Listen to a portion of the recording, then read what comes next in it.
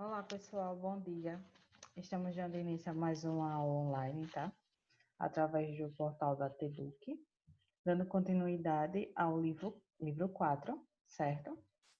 Onde, na aula passada, nós trabalhamos alguns aspectos relacionados à América, mas o América natural, tá? O América, o continente americano, mas relacionados aos aspectos físicos, tá? Anteriormente, nós vínhamos estudando a questão da América, mas relacionada aos contextos políticos, econômicos e sociais, né? As divisões feitas através desses critérios, né? Nós vimos algumas coisas dos aspectos físicos, tá? Onde o continente americano ali é subdividido em América do Norte, América Central e América do Sul.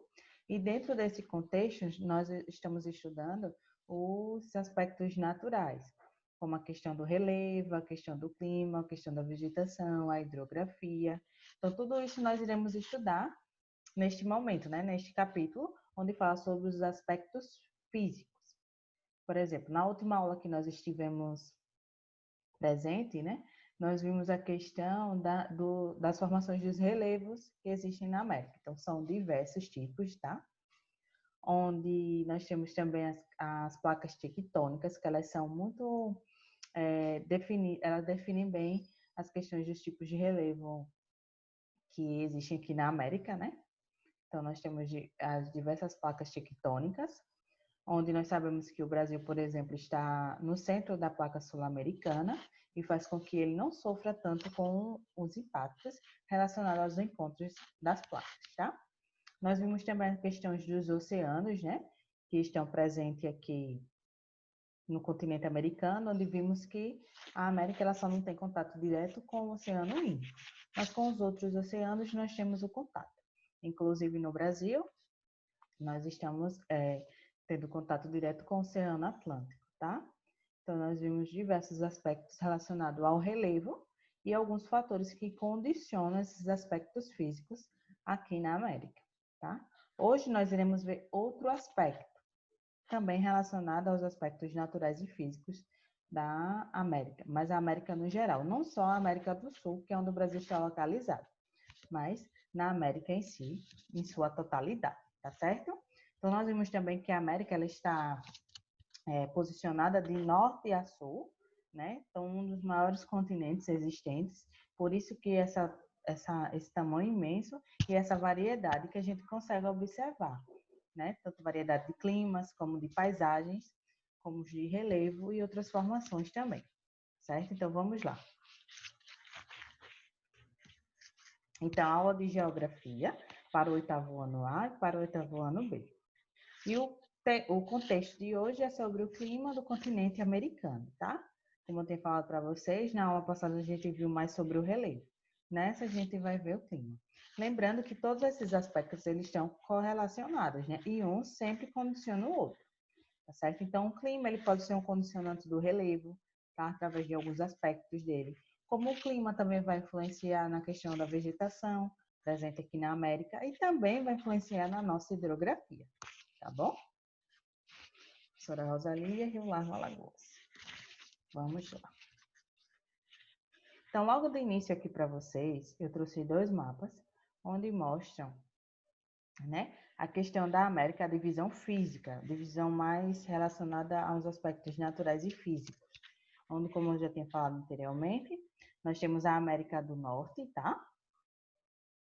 A América Central em amarelo e a América do Sul em laranja, tá? Que a gente já conhece bem, que a gente já trabalhou bastante, essa divisão aqui, tá?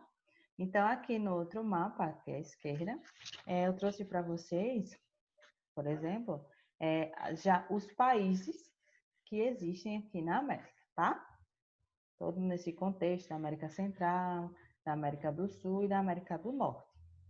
Sabemos que na América do Norte nós temos, né, 3 países, né? América Central nós temos diversos e aqui na América do Sul onde se encontra o nosso Brasil, que é considerado um país de dimensões continentais, ou seja, ele poderia ser considerado um continente em si devido ao seu tamanho, né, sua diversidade. E também vamos ver mais na frente a questão climática a variação que existe na América e também aqui no Brasil. Vamos lá. Então, como o continente americano se estende quase de um polo ao outro, ele tem áreas continentais nas altas latitudes norte e sul, no Círculo Polar Ártico e no Antártico, e nas zonas temperadas e tropicais. Então, como eu já tenho falado para vocês, o continente americano, ele é um continente muito grande em sua extensão, né? Principalmente de norte a sul, ele tem contato desde o Círculo Polar Ártico até algumas questões do Antártico, passando pelas zonas tropicais e pelas zonas temperadas, tá certo? Então, aqui eu trouxe para vocês uma imagem que também tem no livro de vocês, não dessa mesma forma, mas bem parecida, tá? Onde mostra os fatores condicionantes do clima, né? Quais são os fatores que vão fazer com que um clima tenha aquelas características ou não? Então, a latitude, tá? Que é justamente a questão, os graus, que são medidos a partir da linha do Equador, onde vai modificando à medida que vai se distanciando dessa linha. Então, sabemos que na área próxima à linha do Equador vai ser aquela área mais quente, tá? Que é justamente onde existe a maior incidência dos raios solares. Nós também teremos a altitude, ou seja, a altura de algo com relação ao nível do mar. Isso vai influenciar bastante, né, no clima daquele local. A continentalidade e a maritimidade, né, que são movimentos que ocorrem, são influências que vêm do continente ou influências que vêm do oceano, tá? Isso também vai condicionar o clima. As correntes marítimas, tá certo? Que também a gente vai ver mais na frente, o que é cada um mais detalhado, certo? Que é justamente os movimentos das ondas, né, do mar. As massas de ar, que está relacionado ao conjunto de ventos, né, do ar, que faz esse movimento e que vai condicionar também o clima. Então, todos esses fatores eles estão interligados e determinam os climas desses locais. Mais precisamente da América, né? Então, vamos lá ver esses fatores. Cada um dos fatores que influenciam o clima altera ou regula, de alguma maneira, as interações existentes entre a superfície terrestre e a incidência dos raios solares, podendo ter atuação mais local, que é a microclimatologia, ou mais geral, que é a macroclimatologia, ou seja, os microclimas e os macroclimas, tá certo? Então, eles vão influenciar tanto no pequeno como no maior, certo? Vai falar da questão da incidência dos raios solares, entre outros aspectos. As massas de ar do continente americano são grandes volumes de ar com temperatura e umidade que se deslocam na superfície terrestre e alteram de maneira significativa as condições atmosféricas ao longo de suas movimentações, tá certo? Como eu disse a vocês, as massas de ar é um fator condicionante do clima. Então, um grande volume de ar que se deslocam, que pode fazer com que as temperaturas onde ela vai se locomovendo, né, se deslocando, elas alterem, né, a questão do clima daquele local. E a umidade também. Aí eu trouxe aqui para vocês as massas de ar que nós encontramos no Brasil. Mas essas que a gente está falando aí, no geral, é sobre a América. Mas achei interessante destacar para vocês o nosso Brasil. Então, nós temos a equatorial atlântica, a equatorial continental, a tropical atlântica, tá? A tropical continental e a polar atlântica, tá certo? Então, são essas massas de ar que influenciam desta maneira que está destacado na primeira imagem no inverno, tá, gente? Então, é importante ressaltar que elas também vão ter características diferentes a partir da estação do ano em que a gente está vivenciando. No Brasil, por exemplo, a gente consegue mais observar essas duas estações do ano, né? O verão e o inverno. Nós não observamos tão bem o outono e a primavera. Por isso que é mais destacado o verão e o inverno. Então, nós temos aqui, né, todos os movimentos realizados por elas, ok? E de onde elas provêm. Já no verão é um movimento mais diferente. Se vocês observarem a massa equatorial, né, continental, ela tem uma influência menor no inverno, mas quando chega no verão, ela consegue influenciar praticamente todas as regiões brasileiras, tá? Então, são classificadas, né, em massas de ar quente ou de ar frio, assim como em massas de ar úmido ou de ar seco. Alteram a probabilidade da ocorrência de chuvas e podem também provocar a elevação ou a queda da temperatura da região. Então, essas formas aí são as principais como as massas de ar podem influenciar na questão climática, né? Quando a massa de ar é quente ou de ar frio, assim como as massas de ar úmido ou de ar seco, tá certo?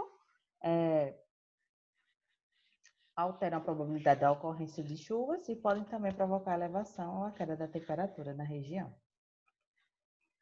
Aí vamos à primeira massa de ar, tá? É a massa continental ártica. Como já diz, é aquela que provém do Ártico, do Polo Ártico, que também ela leva essa nomenclatura de CA. É seca, que surge em regiões de baixas latitudes ao norte, tá certo?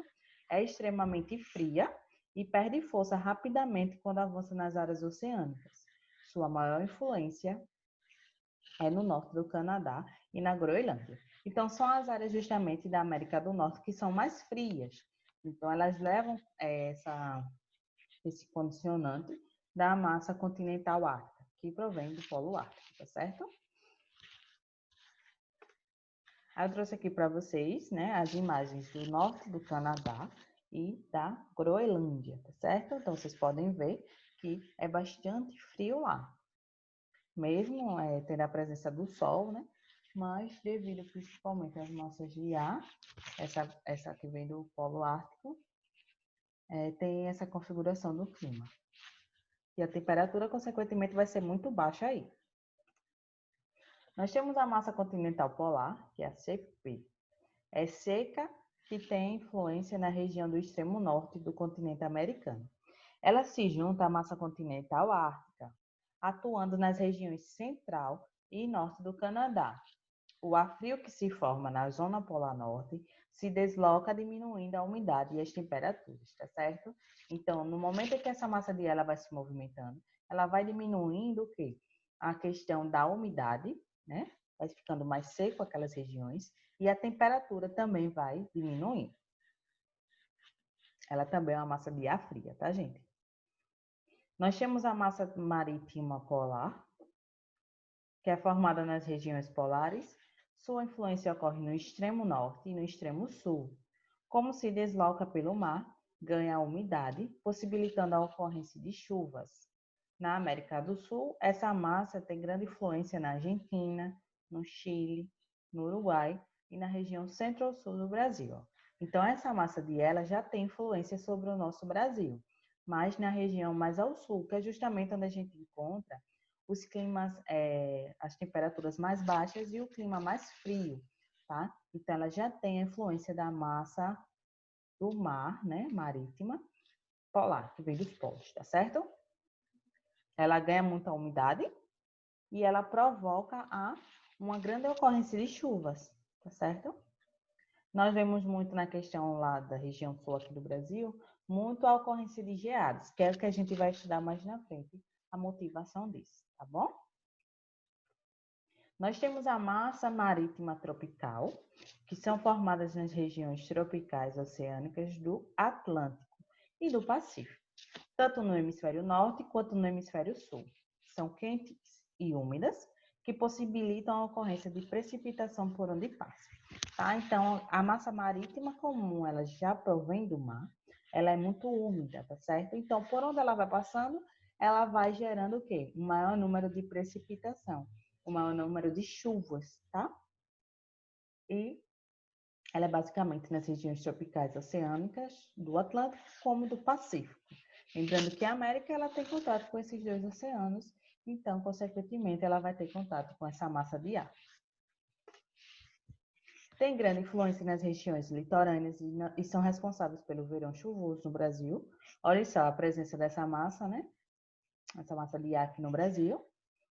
A nossa região litorânea é muito influenciada por ela, mantendo um verão chuvoso.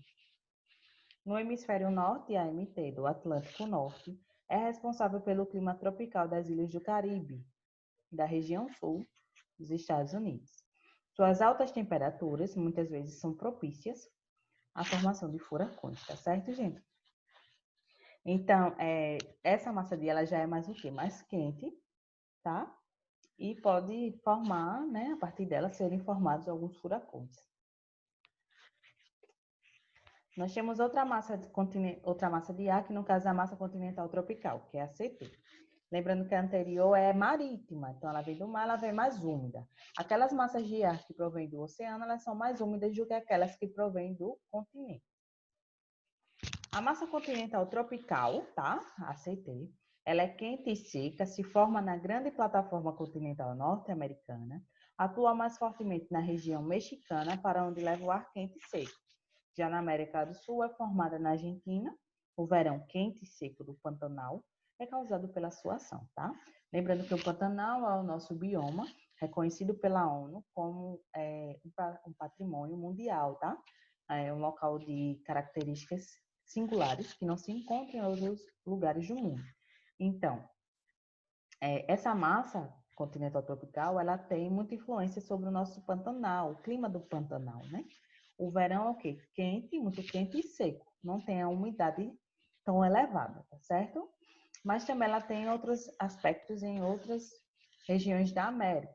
Vocês podem ver que ela está presente nos Estados Unidos, né? Na questão do México. Mas sempre ela é quente e seca, certo? Como eu tinha falado para vocês, aquelas massas de ar que vêm do continente, elas são mais secas do que as massas de ar que vêm do oceano. Eu trouxe aqui para vocês, tá?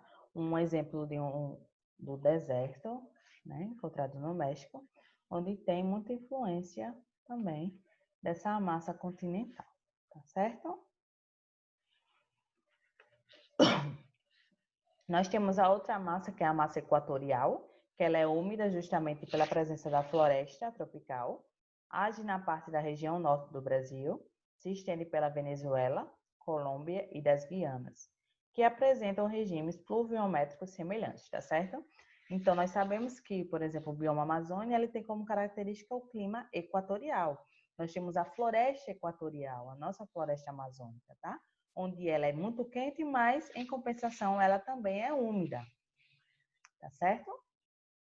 Como diz aí, ela age na parte norte do nosso Brasil, na região norte, mas também tem influência entre outros países aqui da América do Sul, Venezuela, Colômbia e as Guianas, ok? As correntes marítimas. O que são as correntes marítimas? São formadas pelos deslocamentos de grandes massas de água no oceano. Ela tem velocidade, sentido e direções diferentes, assim como o nível da água de seu deslocamento, que pode ser de águas superficiais ou de águas com maiores profundidades, tá certo? Então, como falei para vocês, é justamente o movimento de deslocamento dessas massas de águas que acontecem nos oceanos, tá? Então, pode ser de águas mais superficiais, mas também pode acontecer em águas mais profundas, né? De uma maior profundidade. O sistema de circulação ocorre no sentido horário, no hemisfério norte, e no sentido anti-horário no hemisfério sul. Então, são movimentos diferentes nas Américas, tá certo? As regiões costeiras oestes são influenciadas por correntes frias. As regiões costeiras do leste são influenciadas pelas correntes quentes. Então, nós estamos localizados na região costeira do leste. Então, nós somos mais influenciadas por correntes quentes, tá? Aqui no Brasil, por exemplo. Mas a América tem influência dessas duas regiões costeiras, ok? Aí eu trouxe aqui para vocês a imagem representando as correntes quentes e as correntes frias que circulam aqui na América, ok? Na América do Sul, vocês podem ver, como eu tinha falado, nós temos mais a presença das correntes quentes, que são justamente essa em vermelho, tá? Na América do Norte, ó, nós já vemos também, mas não quer dizer que na América do Sul nós não temos a presença dessas correntes frias, mas na América do Norte nós também temos, tá? As classificações climáticas da América. A classificação ocorre em 3 grandes grupos: os climas quentes, os temperados e os frios, que se referem à predominância das temperaturas, tá? Então, aqui no Brasil, nós podemos nos agrupar nos climas quentes, não é isso? Mas também nós temos um clima, tipo climático, que ele já é mais frio, que nós também iremos estudar neste momento. Esses 3 grandes grupos climáticos, por sua vez, desdobram-se em classificações menores e mais específicas. Aí eu trouxe aqui um mapa da América representando esses climas, né? Nós temos o equatorial, o tropical, o subtropical, o desértico, o semiárido, o mediterrâneo, o temperado, o frio, o de montanha e o polar, tá? Então, vocês podem observar que o clima polar a gente consegue identificar mais ele na América do Norte, que é justamente porque está tendo contato, tá? Com o Círculo Polar Ártico, nessa região aqui, roxo, tá? Então, nós temos o clima frio, né? Clima temperado. Ó, o clima temperado a gente vai mais observar na América do Norte, não é isso? Nós temos o clima subtropical, tá? Que está após o trópico. Nós temos o clima tropical aqui na América, não é isso? Do Sul. Mas também temos o clima equatorial, principalmente porque está próximo da linha do Equador. Então, essa região próxima do Equador, a maioria dos climas vão levar o nome de clima equatorial, tá certo? Então, os climas quentes. Os climas quentes ocorrem principalmente nas regiões tropicais e, pela sua proximidade com a linha do Equador, sofrem maior influência da ação direta dos raios solares. Outra característica importante dos climas quentes é que eles apresentam 2 grandes estações do ano, uma quente e uma fria. É justamente o que a gente consegue observar aqui no Brasil, né? Como eu já tinha citado para vocês, as estações do ano nós conseguimos observar mais a quente e a fria, tá? Nós não conseguimos observar claramente, por exemplo, o outono e a primavera, né? Então, os climas quentes, eles ocorrem justamente nessa área das regiões dos trópicos e também nas regiões próximas à linha do Equador. O clima equatorial, o primeiro tipo climático que a gente vai observar nesse contexto. Existe a alta presença da umidade, as chuvas são abundantes e médias pluviométricas altas, né? O que é médias pluviométricas altas? É a medida, né? É uma medida feita em, vamos dizer, um ano, onde demonstra que são altas no clima equatorial. Então, nós temos uma grande quantidade de chuva no decorrer de todo o ano, a partir dessa média, certo? É altamente úmido, são temperaturas anuais que oscilam entre 24 graus Celsius e 27 graus Celsius, né? Então, é um clima quente. E a pluviosidade média anual em sua região de influência é superior a 2.000 milímetros. Tá? Então, é a quantidade de água, vamos dizer assim, precipitada, em média, é 2.000 milímetros anualmente. Aí eu trouxe aqui para vocês, né, 2 imagens representando justamente o clima equatorial, tá? Mostrando a vegetação que está presente no contexto do clima equatorial, né? Nós temos aqui a floresta amazônica, tá? Nossa floresta amazônica. E aqui mais próximo às vegetações relacionadas a esse tipo climático. O clima tropical, né? Sabemos que aqui, por exemplo, no nosso estado, nós temos influência do clima, principalmente onde nós estamos, o clima tropical úmido, tá? Então, vamos ver um pouquinho sobre ele. O clima tropical apresenta temperaturas elevadas, em média 20 graus Celsius, tá? Isso é uma média, então pode ser bem mais e pode ser menos. Mas, quando faz essa contagem toda, tá? 20 graus Celsius. Marcado por uma estação quente e úmida, com precipitação abundante, e outra estação mais fria e seca, com médias pluviométricas menores, tá? Então, justamente o nosso verão e o nosso inverno. Trouxe para vocês também 2 imagens representando a vegetação relacionada ao clima tropical, tá? Bem parecido com o que a gente encontra bastante aqui em Alagoas, né? A presença de grandes coqueirais. Lembrando que os coqueiros são espécies que não são nativas, né? Mas trouxeram aqui para o Brasil, por exemplo, mais nas regiões tropicais, do clima tropical, e ele se adequou bastante, né? E aqui outra imagem da paisagem relacionada ao clima equatorial, né? Lembrando que a principal diferença entre o clima equatorial e o clima tropical é justamente a questão da umidade. O clima equatorial, né, a região com clima equatorial, nós vamos ter uma umidade maior. O clima com as paisagens, né, os locais com clima tropical, nós iremos ter umidades menores. O clima subtropical, tá? Que é um clima já razoavelmente frio.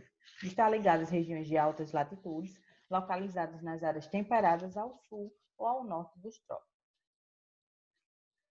Médias de temperaturas abaixo de 20 graus Celsius, né? Então, a gente já pode ver que nós temos uma temperatura menor do que é observada no clima equatorial e no clima tropical. Nós temos, as chuvas são menos abundantes e ficam em torno de 500 a 1.000 milímetros anuais. Lembrando que as anteriores nós vimos que é cerca de 2.000 milímetros, né? Então, aqui já diminuiu. E comum a formação de geados e a possibilidade de precipitação em forma de neve. Por exemplo, aqui na região sul, né, no Rio Grande do Sul, nós observamos muito em alguns noticiários relatando a questão da ocorrência das geadas nesses estados, né? A neve, a gente não consegue observar tanto aqui no Brasil, mas pode ser que aconteça assim. Aí eu trouxe aqui duas imagens para vocês, também representando as paisagens relacionadas ao clima subtropical aqui no Brasil, tá certo? Que demonstra a vegetação, muito característica desse tipo climático. Nós temos o clima semiárido, que é aquele clima já mais quente e seco, né? Então, ele é caracterizado pela ausência de precipitação durante o ano, um clima seco, mas essa precipitação não é escassa o suficiente para que seja considerado um deserto, tá? Fala aí que existe a ausência da precipitação, mas não quer dizer que ela não exista, tá, gente? Ela existe, sim, em alguns momentos durante o ano. Então, a presença dessa chuva faz com que o quê? Ele não seja considerado um clima desértico ainda, tá? Ele é como se fosse um quase deserto. Ele é uma transição, né? Na região nordeste brasileira, ele existe na região central-oeste da América do Norte, tá? Então, nós sabemos, por exemplo, que aqui no nosso estado nós temos a presença desse clima, na região do Sertão. Aí eu trouxe também duas imagens para vocês representando esse clima, o clima semiárido, que é um clima já mais seco, tá? Mas que ele não chega a ser um deserto. Agora nós iremos ver o clima desértico em si. É a escassez de chuvas aliada ao clima naturalmente seco que impede o desenvolvimento de perfis de solo profundos, impactando no padrão da vegetação. O clima desértico frio, tá? Dentro dos climas desérticos, nós iremos ter essas três divisões. O clima desértico frio, que é o verão quente e seco, e o inverno extremamente frio. Nós teremos o clima desértico ameno, regiões costeiras oeste, nas regiões de altitude médias e subtropicais, tá? E o clima desértico quente, com temperaturas acima dos 40 graus Celsius, grandes variações térmicas durante o dia, tá? Então, nós teremos esses três tipos de deserto. O muito frio, o ameno e o deserto quente. Aqui nós temos duas imagens representando esses desertos, tá? E nós temos o clima temperado também, que sofre grandes variações de temperatura e precipitação ao longo do ano. Médias de temperaturas mais baixas durante os meses mais frios e temperaturas mais altas durante os meses mais quentes, né? Então, isso é uma consequência. Quanto mais quente, a temperatura vai ser maior. Quanto mais frio, as temperaturas serão menores. Está presente na costa sul do Chile, na costa oeste, norte dos Estados Unidos e no Canadá, tá ok? Então, são justamente naquelas áreas de transição entre o trópico, a área tropical e a área polar. Então, nós iremos encontrar o clima temperado, né? E nesse clima é bastante interessante que nas regiões nessas regiões localizadas nesse clima, a gente consegue observar claramente as 4 estações do ano, ao contrário do que a gente observa aqui no Brasil, né? Lá a gente consegue observar a primavera, no momento do florescer das árvores, né, das vegetações, aquela questão das flores, né, da estação das flores.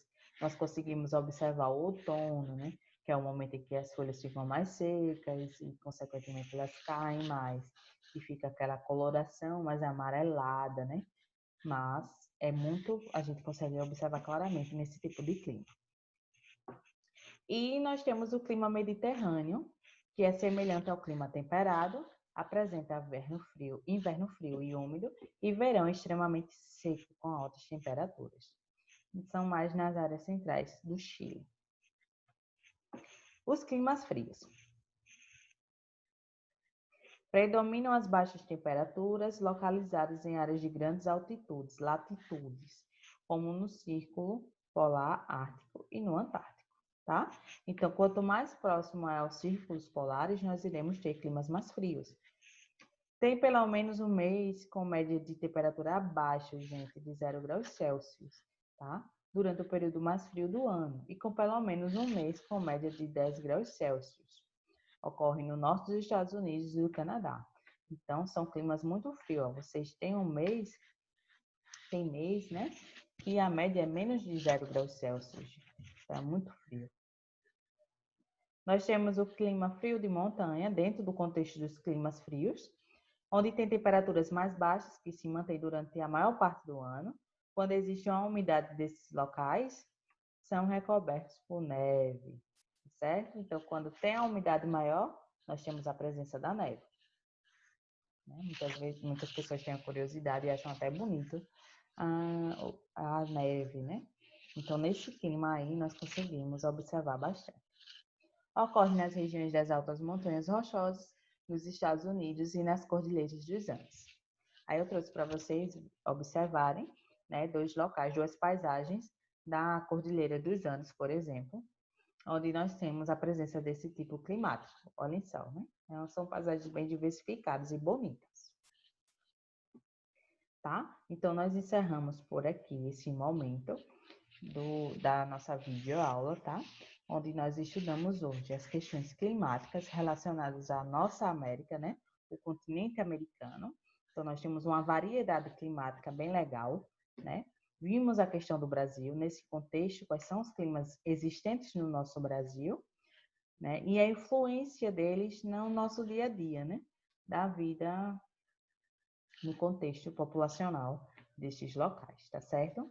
Então, aguardo vocês para o nosso segundo momento, onde será realizado a partir do aplicativo Zoom, onde nós iremos responder as nossas atividades e tentar resolver também as dúvidas pertinentes a esse contexto, certo?